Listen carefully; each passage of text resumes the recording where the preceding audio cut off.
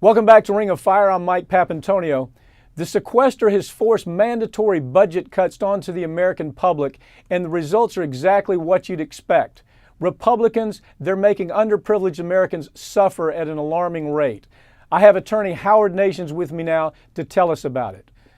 Howard, it's amazing the way corporate media has made sequestration look like it's really not a problem in America. It's just like, how are they missing the story of how serious this austerity is hurting us?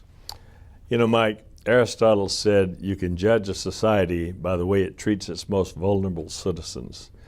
We're failing miserably in that. This whole business of stimulus versus austerity, cutting government spending as a means of controlling your economy, has failed in Britain, Spain, Greece, Ireland, Italy, Portugal. Stimulus has been used in the United States, hundreds of billions of dollars to the bankers, hedge funds, and corporations.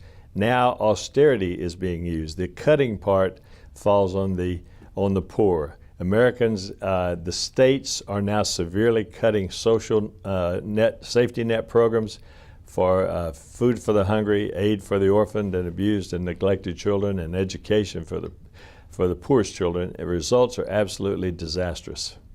Howard, isn't one interesting part about it? See, to corporate media, that's not a story. Right. You see, it's not. Wall Street isn't being affected. We don't see that poor children can't get health care. We don't see that they can't go to school. We don't see that their food stamp programs being cut. They are the invisible minority that corporate media has never really cared about. Therefore, corporate media their talking point is, gee, what's the big deal? These cuts don't really mean anything. From the bar at Willard's inside the Beltway, I'm sure this is not a big problem. But the fact of the matter is, in the states where sequestration has caused severe safety net cuts, in Kansas, for example, 18,000 people are coming off of food stamps because they have invoked the federal work requirement that you can't get food stamps beyond 3 months if you have no dependent children unless you have a 20-hour work week. However, they have 90,000 people unemployed. How are you supposed to meet a 20-hour work week when there's no job? That's Kansas. Oklahoma and Wisconsin are the next to follow. That will make 7 states that are following this program of waiving what they usually waive when there are no jobs, waiving that federal requirement.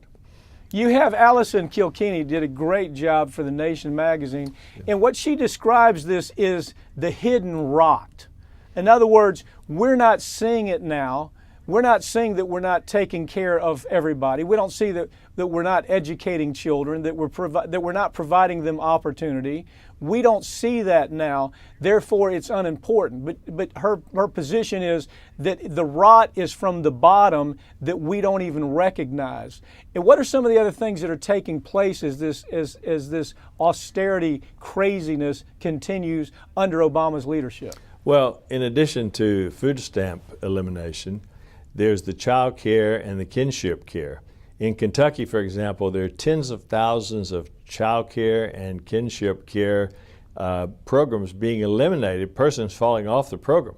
Child care, almost no new families will be added to the program, and the current recipients are cut if they, listen to this, if they make more money than the federal poverty level. $19,000 per 3-family household, then you don't get child care. Kinship care is even more important in some ways because that's a monthly subsidy where relatives take care of orphaned, abused, or neglected children. Plus they pay half of the cost of foster care placement. That's being eliminated and cut severely. Families rallied in Frankfort, and Terry Brooke, who's head of the youth advocacy in Kentucky, said, the rhetoric about the effects of cuts has become reality. And it's not fair to say that we don't have money. We have money for bankers, money for General Motors, money for wars, money for anyone with a lobbyist. But there's no money for children's health care, children's protection, children's education. Yeah, we were ready to spend $1.6 million per cruise missile over in Syria just about a week Right. ago, and we're willing to land 400 of those. We're willing to spend $125 million a day simply to keep the support staff to be able to do all that. But we don't have enough money to educate our children.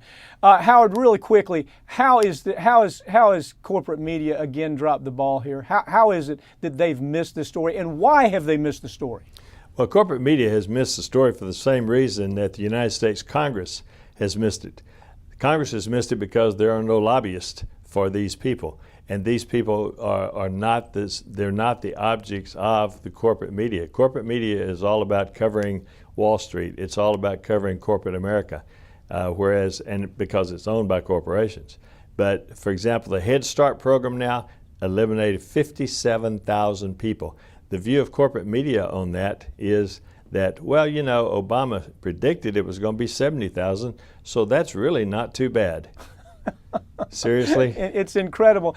And the truth of the matter is, Howard, the American public doesn't know what's happening because they turn on the nightly news every day, and the nightly news is the same corporate message that if, poverty doesn't matter, the underclass doesn't matter, all that matters is what's zinging up in Wall Street, what's happening inside the Beltway. Howard Nations, thank you for joining me, okay? Thank you, Mike.